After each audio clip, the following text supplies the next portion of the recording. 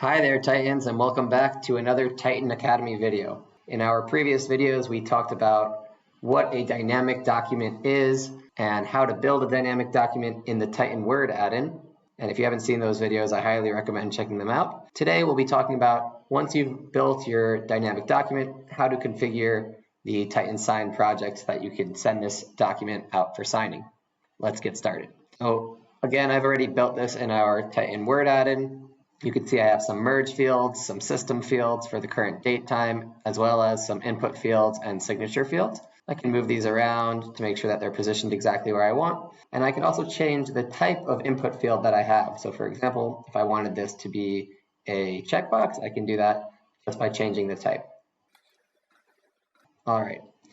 Once our template's all ready, we can start configuring some of the document access and configuring signers. So the first thing I want to do is configure my Salesforce configuration and decide where I want to trigger this document from.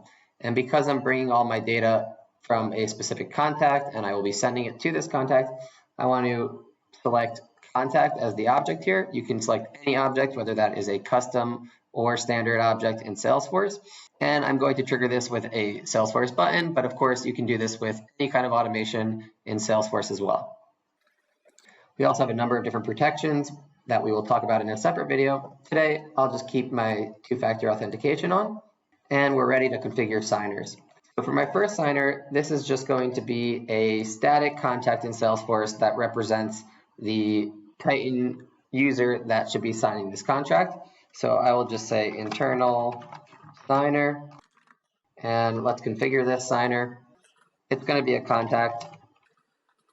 And since it will always be the same contact, I'll just set a static record ID to represent this contact.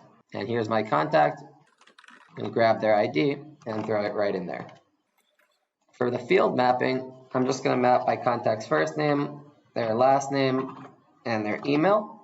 And I'll go ahead and apply and finish. Okay, I've got my first signer configured. Let's configure our second signer, and that will be the contact who I will be sending this contract to sign. And that will be the contact that will actually be on their record when we click on that button in Salesforce. So let's say external signer.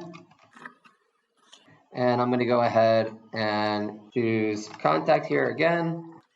And my condition is going to be that the contact ID is equal to the record ID.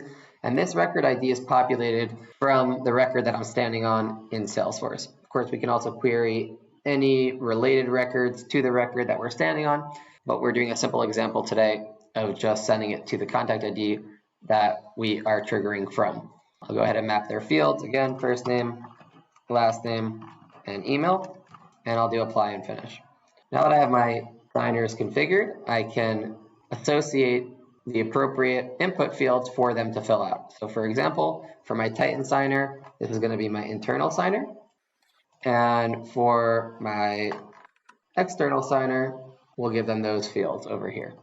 So again, we've configured which object we're going to trigger it from in Salesforce and what our trigger is going to be. In our case, a button. We've got two FA turned on. We've got two signers. Let's go ahead and save.